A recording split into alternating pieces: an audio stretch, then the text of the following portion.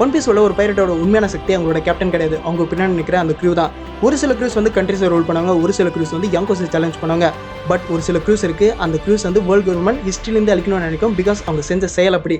அது மட்டும் இல்லாமல் அந்த க்ரூ மெம்பர்ஸ்லாம் வருங்காலத்தில் லெஜெண்ட்ஸாக மாதிரி இருப்பாங்க. ஸோ இன்றைக்கி இந்த வீடியோ பார்த்தீங்கன்னா நியூ வேர்ல்டு செக் பண்ணால் புது க்ரூஸ்லேருந்து வேர்ல்டு ஹிஸ்ட்ரியை மாற்றி அமைச்ச அந்த லெஜெண்டரி க்ரூஸ் எல்லாத்தையும் பற்றியும் ரேங்க் பண்ண போகிறோம். ஸோ டைம் முன்னாடி ஸ்டார்ட் பண்ணலாம். நாங்கள் ஸ்டார்ட் ஷாம் நீங்கள் வகை டீசன் இன்னைக்கு இந்த வீடியோ பார்க்க போகிறது top 10 strongest crews in One Piece world. So இந்த லிஸ்ட்டில் நம்ம 10th பொசிஷன் இருக்கிற க்ரூ பார்த்தீங்கன்னா ஒன் பீஸ் வேர்ல்டோட ஒன் ஆஃப் தி யூனிக் ஆர்கனைசேஷனான கிராஸ்கெல்ட். ஸோ ஒன் பீஸ் வேர்ல்டை பொறுத்த வரைக்கும் வெளியிலேருந்து பார்க்கும்போது இந்த கிராஸ்கெல்டோட கேப்டன் வந்து பகி தி க்ளவுன்.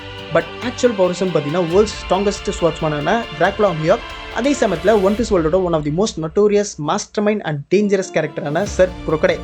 ஸோ இவங்க ரெண்டு பேரும் ஒன்று சேர்ந்துருக்குன்னு சொன்னால் வேர்ல்டு கவர்மெண்ட்டே ஷாக் இருக்கும். ஸோ அந்தளவுக்கு பவர்ஃபுல்லான கேரக்டர்ஸ். ஸோ இவங்க ரெண்டு பேர் தான் இந்த கிராஸ்கெல்ட் ஆர்கனைசேஷனோட ஆக்சுவல் கேப்டன்ஸ். அது மட்டும் இல்லாமல் இந்த கிராஸ்கெல்ட் வந்து ஒன் பீஸ் வேர்ல்டோட ஒன் ஆஃப் தி ஸ்ட்ராங்கஸ்ட் க்ரூன்னு சொல்கிறதுக்கான ரீசன் வந்து இது அந்த வேர்ல்டு மேலே செஞ்ச அந்த ஒரு இம்பாக்ட். ஸோ டெக்னிக்கலி மெரைன்ஸ் தான் பைரட்ஸ் மேலே பவுண்டி பிளேஸ் பண்ணுவாங்க, பட் இவங்க வித்தியாசமாக மெரைன்ஸ் மேலே பவுண்டி பிளேஸ் பண்ணிட்டாங்க. ஸோ இந்த ஒரு காரணத்தால் பைரட்ஸை தவிர்த்து பவுண்டி ஹண்டர்ஸும் சேர்ந்து மெரைன்ஸ் ஆன் பண்ண ஆரம்பிச்சிட்டாங்க. ஸோ இதனால் மெரைன்ஸ்க்கு இருந்து அந்த கொஞ்சம் நஞ்சு நிம்மதியும் போயிடுச்சு. ஸோ அந்த அளவுக்கு ரொம்பவே அராஜகம் பிடிச்ச கேரக்டர்ஸ் தான் இந்த கிராஸ்கெல்ட். ஸோ இவங்க இவ்வளோ பவர்ஃபுல்லாக இருந்தாலுமே இவங்களை நம்ம 10th பொசிஷன் போட்ட ரீசன் வந்து பகி மியாக் crocodile. அவங்க 3 பேர் நடுவில் இருக்க அந்த ஒரு அலைன்ஸ் பார்த்தா இப்போ இருக்குமே ஒரு அன்ஸ்டேபிளான அலைன்ஸ். ஸோ ஃபியூச்சரில் அது உடைய வாய்ப்புகள் இருக்குது. பட் சப்போஸ் ஃபியூச்சரில் வந்து ஒரு ஸ்டேபிளான அலைன்ஸாக மாறிடுச்சுன்னா அவங்களை கையிலே பிடிக்க முடியாது. ஸோ அந்த அளவுக்கு most powerful and notorious pirates குரூப்பாக மாற வாய்ப்புகள் இருக்குது. ஸோ ஃபியூச்சரில் பொறுத்து வந்து பார்க்கலாம் என்ன நடக்குதுன்னு சொல்லிட்டு. ஸோ இந்த லிஸ்ட்டில் அடுத்த வர குரூப் பார்த்தீங்கன்னா ஒரு காலகட்டத்தில் அந்த மொத்த கடலையுமே நடுங்க வச்சவங்க. ஸோ அந்த விட நம்ம 9th பார்த்தீங்கன்னா கோல்டன் லைன் பைரட்ஸ். ஸோ இந்த குரூவோட கேப்டன் பார்த்தீங்கன்னா யாங்கோ இறக்கும் முன்னாடி இந்த லெஜெண்டான ஷிகி த கோல்டன் லைன். ஸோ ஷிகி வந்து ஒரு சாதாரண பைரட் கிடையாது, பிகாஸ் இவர் ராஜருக்கே ரேவல அந்த ஒரு கேரக்டர். அது மட்டும் இல்லாமல் ராஜர் அண்ட் ஷிகி அவங்க ரெண்டு பேருக்கு நடுவில் நடந்த அந்த பேட்டில்ஸ்லாம் பார்த்தீங்கன்னா கடலே அதிர விடும். ஸோ அந்த அளவுக்கு பவர்ஃபுல் பேட்டில்ஸ்லாம் நடந்திருக்கு. அது மட்டும் இல்லாமல் அந்த பேட்டில்ஸில் ஷிகிக்கு இருந்த ஒரு ஆஃப் தி அட்வான்டேஜ் பார்த்தீங்கன்னா அவரோட டெவில் ஃப்ரூட்டான ஃபுக்கு நோமி. ஸோ இது வந்து ஒரு பேரமிஷன் ஃப்ரூட். இதோட பவர் பார்த்தீங்கன்னா பேட்டில் ஷிப்ஸ் வெப்பன் சொல்லிட்டு எதை வேணாலும் லிமிட்டேட் பண்ணி அதை ஏர்லேயே கண்ட்ரோல் பண்ண முடியும். ஸோ அந்த அளவுக்கு ஒரு வெர்சடைலான ஃப்ரூட். பட் இதை பயன்படுத்தி ஷிகி வந்து யாருமே நம்ப முடியாத ஒரு விஷயத்தை செஞ்சார். அதுதான் பார்த்தீங்கன்னா லிட்டலாக ஒரு ஐலாண்டே லிமிட்டேட் பண்ணி அதில் அவரோட மொத்த க்ரூ அண்ட் ஃப்ளீட்டை பிளேஸ் பண்ணி ஒரு ஃப்ளையிங் பைரட் ஃப்ளீட்டை உருவாக்கியிருப்பார். ஸோ இவங்களுக்கு ஏரியல் அட்வான்டேஜ் இருக்கிற ரீசனால ஸ்கைலேருந்தே அட்டாக் பண்ண முடியும். ஸோ மெரைன்ஸே இதை ஹேண்டில் பண்ணுறதுக்கு கஷ்டப்படுவாங்க. அது மட்டும் இல்லாமல் ஷிகி கிட்ட 50 டிவிஷன் கொண்ட ஒரு மேசிவான ஃப்ளீட்டுமே இருக்குது. ஸோ ஒரு strong devil fruit, aerial advantage, massive ஃப்ளீட்னு சொல்லிட்டு ஏகப்பட்ட அட்வான்டேஜ் கொண்ட ஒரு மிகப்பெரிய க்ரூ தான் பார்த்தீங்கன்னா இந்த ஷிகியோட கோல்டன் லைன் பைரட்ஸ். பட் இருந்தாலும் எங்களோட நம்பர் 9th பொசிஷன் போட்டுருங்க ரீசன் வந்து நம்பர் 8th இருக்கவங்க. நம்பர் ரீசன் பார்த்தீங்கன்னா அவங்க கிட்ட ஒரு மிகப்பெரிய எம்பையர் இருக்குது. ஸோ அந்த வகையில் நம்ம 8th பொசிஷன் இருக்கிறது பிக் மாம் பைரட்ஸ்.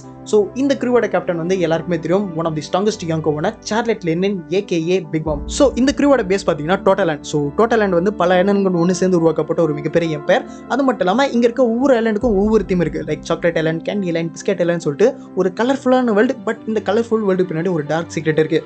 அதாவது இந்த டோட்டல் ஐலாண்டில் வாழ்ற மக்கள் எல்லாருமே பார்த்தீங்கன்னா அவங்களோட லைஃப் ஸ்பேனை வந்து பிக் மாம்க்கு டாக்ஸை கொடுத்தாலும். ஸோ அதை பயன்படுத்தி பிக் மாம் வந்து ஹோமிஸை ரெடி பண்ணுவாங்க. ஸோ பிக் மாம்க்கு இந்த பவர் கிடச்சிக்கான ரீசன் வந்து அவங்களோட டெவில் ஃப்ரூட்டான சோர்ஸ் ஓனோமி. ஸோ இது வந்து ஒரு பேரமிஷன் ஃப்ரூட். இது வந்து பிக் மாம்க்கு வந்து சோல் மேனிபுலேஷன் பவர் தருது. அது மட்டும் இல்லாமல் பிக் மாமோட க்ரூ வந்து ஒரு யூனிக்கான க்ரூன்னு சொல்லலாம். பிகாஸ் அதில் இருக்க எல்லா கமெண்டர்ஸும் பார்த்தீங்கன்னா அவங்களோட பசங்க தான். ஐ மீன் எல்லாருக்கும் தெரிஞ்ச விஷயம், பிக் மாம்க்கு வந்து ஏகப்பட்ட பசங்க இருக்காங்க. அதுலேயும் முக்கியமாக சொன்னால் சில பேர் ஓவர் பாடு கேரக்டர்னு சொல்லலாம். ஸோ அந்த வகையில் smoothie, crackers, கட்டாகுரி.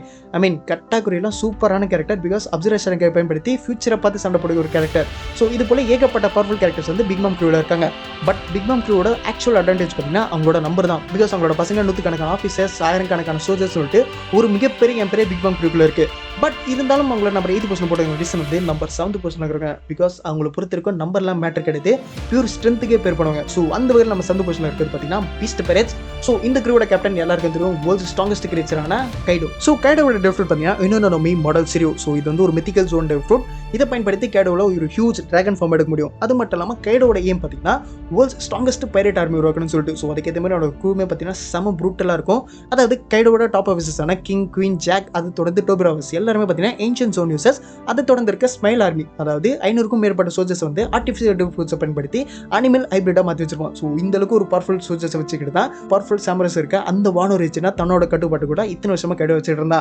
But number 6th பொசிஷனில் இருக்கவங்க இவங்களே டிஃபீட் பண்ணிட்டாங்களே. ஸோ அதுக்கடுத்து நம்ம 6th பொசிஷனில் பார்த்தீங்கன்னா ஸ்டார் பைரட்ஸ் இருக்காங்க. ஸோ கடுகு சிறுத்தாலும் காரம் குறையாதுன்ற மாதிரி 10 கேரக்டர்ஸ் பட்டையை கலப்பிருப்பாங்க. ஸோ சில வருஷங்களுக்கு முன்னாடி கனவோட ஆரம்பிக்கப்பட்ட அந்த சின்ன க்ரூ வந்து 2-3 வருஷத்தில் ஒரு யாங்கோ க்ரூவாக மாறிடுச்சு. ஸோ இந்த க்ரூவோட கேப்டன் பார்த்தீங்கன்னா யாங்கோ. அதே சமயத்தில் ஃபியூச்சர் பைரட் கிங்கான மங்கி டி லூஃபி. ஸோ இந்த க்ரூவோட ஸ்பெஷாலிட்டியாக பார்த்தீங்கன்னா இதில் இருக்க ஒவ்வொரு கேரக்டர்ஸுமே பார்த்தீங்கன்னா பவர்ஃபுல், அதே சமயத்தில் அவங்களுக்குன்னு ஒரு யூனிக் ரோலுமே இருக்குது. அது மட்டும் இல்லாமல் ட்ரெஸ்ஸஸாக இருக்கிற இவங்களுக்குன்னு ஒரு ஃப்ளீட்டுமே ஃபார்ம் இருக்கும்.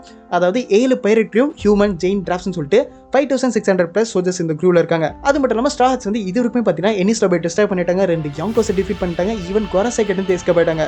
அது மட்டும் இல்லாமல் ஃபியூச்சர்ல வந்து லோக்கி வேற ஸ்ட்ரா ஹாட்ஸ்க்கு ஜாயின் பண்ண போறான்னு சொல்றாங்க. ஸோ சப்போஸ் லோக்கி ஜாயின் ஆயிட்டானா ஸ்ட்ரா ஹாட்ஸோட பவர் லெவல் எங்கேயோ போயிடும். ஸோ பொறுத்து பார்க்கலாம் ஃபியூச்சர்ல என்ன நடக்குன்னு சொல்லிட்டு. ஸோ ஸ்ட்ரா ஹாட்ஸ் வந்து ஃப்ரீடம் பேர் பண்ணுவாங்கன்னா இந்த லிஸ்ட்ல இருக்க அடுத்த க்ரூ வந்து கேஸுக்கு பேர் பண்ணுவாங்க. ஸோ அந்த வேலை நம்ம 5th பொசிஷன்ல பார்த்தீங்கன்னா பிளாக் பேட் பைரட்ஸ் இருக்காங்க. ஸோ இந்த க்ரூவோட கேப்டன் பார்த்தீங்கன்னா ஒன் பீஸ் வேர்ல்டோட one of the notorious criminal and யாங்கோ. அதே சமயத்தில் ஒன் பீஸ் வேர்ல்டு ஹிஸ்டரியில 2 டெவில் ஃப்ரூட் சாப்பிட்ட ஒரே கேரக்டர்னா Marshall Teach AKA Blackbeard. So Blackbeard கிட்ட 2 டெவில் ஃப்ரூட் இருக்கு, அதாவது கொரகொரோனோமி, அதே சமயத்தில் யாமியோனோமி. ரெண்டுமே பார்த்தீங்கன்னா லோஜே அண்ட் பாராமிசைல இருக்க ஸ்ட்ராங்கான devil fruit. So Blackbeard அவனோட க்ரூ எப்படி உருவாக்கணும்னு சொல்லிட்டு எல்லாருக்குமே தெரியும். இம்பல் டவுன்ல இருக்க லெவல் 6 பிரிசனர்ஸ், அதாவது world's most dangerous and notorious கிரிமினல்ஸால் உருவாக்கப்பட்ட ஒரு க்ரூ தான் இந்த பிளாக் பேட் பைரட்ஸ். அதாவது இந்த க்ரூவில் பார்த்தீங்கன்னா ஷிரியோ, ஜீசஸ் பர்ஜஸ், முக்கியமாக சொன்னா ஃபார்மர் மெரல் அட்மிரலான குசான் சொல்லிட்டு ஏகப்பட்ட பவர்ஃபுல் கேரக்டர்ஸ் வந்து இந்த க்ரூவில் இருக்காங்க. அது மட்டும் இல்லாமல் இந்த க்ரூ வந்து இன்னுமே ஸ்ட்ராங் ஆகிட்டு தான் இருக்கு. இதுக்கான காரணம் வந்து பிளாக் பேட் வந்து வேர்ல்டில் இருக்க முக்கியமான டெவில் ஃப்ரூட்ஸை அர்ன் பண்ணி தன்னோட க்ரூவில் சேர்த்துக்கிட்டே இருக்கான். ஸோ இந்த க்ரூவோட ஃபுல் பொட்டன்ஷியல் வந்து இதோட ஃபைனல் ஃபைட்டில் பார்ப்போம்னு நினைக்கிறேன். அது மட்டும் இல்லாமல் இந்த க்ரூ வந்து full and full devil fruit யூசர்ஸாலே மேடானது. பட் இந்த லிஸ்ட்டில் இருக்க அடுத்த க்ரூ பார்த்தீங்கன்னா டெவில் ஃப்ரூட்ஸே இல்லாத ஒரு க்ரூ. ஸோ அந்த வகையில் நம்ம 4th பொசிஷனில் பார்த்தீங்கன்னா ரெட் ஹேட் பைரட்ஸ் இருக்காங்க. ஸோ இந்த க்ரூவோட கேப்டன் எல்லாருக்குமே தெரியும். டெவில் ஃப்ரூட் இல்லாமல் ஹக்கி மாஸ்டர் மூலமாக யங்கான ஒரு கேரக்டர். அது மட்டும் இல்லாமல் ஒன் பீஸ் வேர்ல்டோட ஒன் ஆஃப் தி பிகஸ்ட் ஆரோ ஃபார்மரான ரெட் ஹேட் ஷாங்ஸ் இல்லைனா அகாகமி ஷாங்ஸ். ஸோ ஷாங்ஸோட க்ரூவில் வந்து யாரு கேட்டுமே டெவில் ஃப்ரூட் இல்லை. ஐ மீன் பென் பெக்மேன், யாசோப், லக்கி ரோஸ்னு சொல்லிட்டு யாரு கேட்டுமே டெவில் ஃப்ரூட் இல்லை. அவங்க எல்லாருமே அவங்களோட ஸ்கில் அண்ட் டிட்டர்மினேஷனாலே பவர்ஃபுல்லான கேரக்டர்ஸ். அது மட்டும் இல்லாமல் இந்த க்ரூ வந்து எவ்வளோ பவர்ஃபுல் சொல்கிறதுக்கு மெரைன் ஃபோரோட அந்த ஒரு இன்சிடென்ட் போதும். லைக் மெரைன் ஃபோரில் வார் நடந்துட்டு இருக்க அந்த டைம் வந்து ஷாங்ஸோட க்ரூ வந்து உடனே மெரைன்ஸ் அண்ட் பைரட்ஸ் எல்லாருமே பார்த்தீங்கன்னா வாரம் நிறுத்திருப்பாங்க. ஈவன் கிசார் வந்து உள்ள வரலாம்னு நினைக்கும் போது பென் பெக்மேன் அவங்கள கன்னு பயன்படுத்தி வச்சிருப்பான். ஸோ அந்த சீனை பார்த்தவனே அப்படி ஒரு கூஸ்பம் வரும். ஸோ இது ஒன்று போதும் ஷாங்ஸோட க்ரூ எவ்வளோ பர்ஃபார்ம் சொல்லிட்டு. பட் இருந்தாலும் இப்போ வரைக்கும் பார்த்தீங்கன்னா ஷாங்ஸோட க்ரூ வந்து ஃபுல் ஃப்ளெஜ்டு ஃபைட்ல இறங்கி நம்ம பார்த்துடல. ஸோ அந்த ஒரு காரணத்தால இந்த க்ரூ பற்றின அதிகப்படியான இன்ஃபர்மேஷன் எனக்கு தெரியாது. ஸோ ஃபியூச்சரில் பொறுத்து பார்க்கலாம் இந்த க்ரூ எவ்வளோ ஸ்ட்ராங்னு சொல்லிட்டு. ஸோ அதுக்கடுத்து நம்ம 3rd பொசிஷனில் பார்த்தீங்கன்னா ஒயிட் பேட் பைரட்ஸ் தான் இருக்குது. ஸோ இந்த க்ரூ பற்றி நான் சொல்லி தெரியணும்னு இல்லை, எல்லாருக்குமே தெரியும். ஸோ இந்த க்ரூவோட கேப்டன் பார்த்தீங்கன்னா வேர்ல்ட் ஸ்ட்ராங்கஸ்ட் மேன் சொல்லப்படுற Edward Newton aka white beard. So இவரோட டெவ் ஃப்ரூட் பார்த்தீங்கன்னா கொரகொரோனோமி. இது ஒரு பாராமிசர் ஃப்ரூட். ஸோ இந்த ஃப்ரூட்டை பயன்படுத்தி மெரைன் ஃபுல்லாக தலைவன் என்னென்னலாம் செஞ்சான்னு சொல்லிட்டு எல்லாருமே தெரியும். சும்மா மெரைன் ஃபுல்லே சும்மா அலற விட்டுருப்பாரு. ஸோ இந்த ஒயிட் பேட் பைரட்ஸோட ஸ்ட்ரென்த்தே பார்த்தீங்கன்னா அவங்க ஒரு ஃபேமிலி எல்லாருமே பார்த்தீங்கன்னா ஃபாதர்ஸ் அண்ட் அந்த ரிலேஷன்ஷிப் தான் இருப்பாங்க. முக்கியமாக ஏஸ் மெரைன் ஃபுல்லாக ஓயாஜின்னு கத்தம் போதுனா அந்த சீனை வர்ணிக்க வார்த்தையே இல்லை. ஸோ அந்த அளவுக்கு சூப்பராக இருக்கும். ஸோ இந்த ஒயிட் பேட் பைரட்ஸோட ஸ்ட்ரக்சர் எப்படி இருக்கும் பார்த்தீங்கன்னா மொத்தம் 16 டிவிஷன்ஸ். ஒவ்வொரு டிவிஷனுக்கு பார்த்தீங்கன்னா பவர்ஃபுல் கேரக்டர்ஸ் இருக்காங்க. லைக் மார்க்கோ, ஏஸ், டெமன் ஜோஸ்னு சொல்லிட்டு எல்லாருமே பார்த்தீங்கன்னா செம பவர்ஃபுல் கேரக்டர்ஸ். அதையுமே தாண்டி இவங்களோட ஃப்ளீட் லைக் மெரைன்ஸ் கூட வார் போயிருப்பாங்க. World's one of the biggest organisation கூட வார் போகிற அளவுக்கு ஒரு மேசிவான ஃப்ளீட்டிங் விக்கெட் இருக்குது. அதுமே தாண்டி ஒயிட் பேட் அவரே தனி ஒரு ஆர்மினே சொல்லலாம். பிகாஸ் ஸ்டேட் 6ல் வந்து ஒரு கேன்சர் பேஷண்ட் அத்தனை பேர் போட்டு பொழந்து எடுத்திருப்பாரு. ஸோ அந்த அளவுக்கு ஒரு சூப்பர் ஓவர்பான கேரக்டர். அதே சமயத்தில் அவருக்கு ஒன் பீஸ் எங்கே இருக்குன்னு தெரியும், பட் எனக்கு அதெல்லாம் தேவையில்லைன்னு சொல்லியிருப்பார். அதே சமயத்தில் மெரைன் ஃபோர்டில் ஒன் பீஸ் இஸ் ரியல்னு சொல்லிட்டு ஏகப்பட்ட ஃபேன்ஸ்க்கு கூஸ் பம்பை வர வச்சிருப்பாரு. ஸோ அந்த அளவுக்கு ஒரு சூப்பரான கேரக்டர் தான் ஒயிட் பேட். ஸோ ஒரு ஸ்ட்ராங் அண்ட் ப்ரைட்ஃபுல் கேப்டன், அதுக்கப்புறமா பவர்ஃபுல் கேமண்டர்ஸ், அதோடு சேர்த்து ஒரு மேசிவான ஃப்ளீட்னு சொல்லிட்டு ஒரு பவர்ஃபுல்லான க்ரூ தான் இந்த ஒயிட் பேட் பைரட்ஸ். ஸோ இதுக்கடுத்து நம்ம செகண்ட் பொசிஷன் பார்த்தீங்கன்னா ராஜர் பைரட்ஸ் தான் இருக்குது. ஸோ இந்த க்ரூவோட கேப்டன் எல்லாருக்குமே தெரிஞ்ச த கிங் ஆஃப் தி பைரட்ஸான கோல்டி ராஜர். ஸோ இந்த க்ரூவோட கிரேட்டஸ்ட் அச்சீவ்மெண்ட் பார்த்தீங்கன்னா லாஃப்டேல ரீச் பண்ணிட்டாங்க, மொத்த கிராண்ட் லைன் கான்கவர் பண்ணிட்டாங்க. அது மட்டும் இல்லாமல் இந்த க்ரூ மெம்பர்ஸான கபான் அண்ட் ரெய்லி பார்த்தீங்கன்னா இன்னும் உயிரோட தான் இருக்காங்க.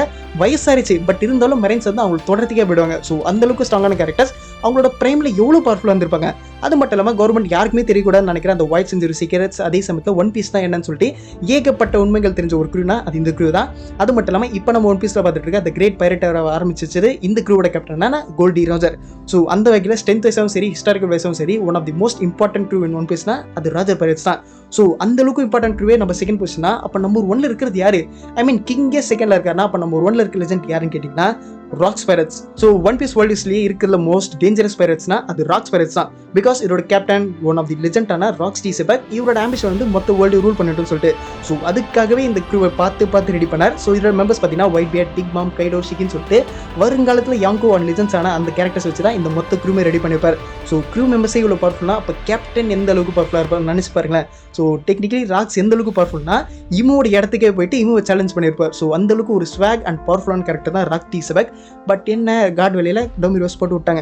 பட் டோமிரோஸ் ஆனால் அந்த ராக்ஸ் டி செபக்கை டிஃபீட் பண்ணுறதுக்கு ராஜர் அண்ட் கார்பன் சொல்லிட்டு மெரைன்ஸ் அண்ட் பைரட்ஸில் இருக்க 2 மிகப்பெரிய பவர்ஸை சேர்ந்திருப்பாங்க. ஸோ அந்த அளவுக்கு ஒரு பவர்ஃபுல்லான கேரக்டர் தான் அந்த ராக்ஸ் டி செபக். ஸோ இதை விட ஒரு முக்கியமான அண்ட் பவர்ஃபுல்லான க்ரூ ஒன் பீஸில் இருக்கும்னு நீங்கள் நினைக்கிறீங்க? ஸோ வீடியோ இதோட முடியுது. இதுதான் ஒன் பீஸ் வேர்ல்டில் இருக்க top 10 strongest pirate crew. So cross கில்லேருந்து ராக்ஸ் பைரட்ஸ் இருக்கும். ஒவ்வொரு க்ரூவும் பார்த்தீங்கன்னா ஒன் பீஸ் வேர்ல்டு ஹிஸ்டரியை ஷேர் பண்ணியிருக்கு. ஸோ இப்போ உங்கள் 10 உங்கள் ஒப்பீனியனில் எது ஸ்ட்ராங்கஸ்ட் க்ரூன்னு நினைக்கிறீங்கன்னு சொல்லிட்டு கீழே கமெண்ட் பண்ணுங்க. ஸோ வீடியோ இதோட முடிச்சுக்கலாம். இந்த வீடியோ பிடிச்சிருந்தா லைக் அண்ட் ஷேர் பண்ணுங்க. இந்த வீடியோ பார்த்துக்கிறதுக்கு கீழே கமெண்ட் பண்ணுங்க. மறக்காம டிஎஸ்என்எம்க்கு சப்ஸ்கிரைப் பண்ணுங்க. இதே மாதிரி இன்னொரு அமேசிங் வீடியோவில் நாங்களும் மீட் பண்ணுறேன். அது வரைக்கும் கூட விடைபெறுவது நாங்கள் ஸ்டாண்ட் ஸ்டாம். நீங்கள் பார்க்குது டிஎஸ்என்எம்ஏ.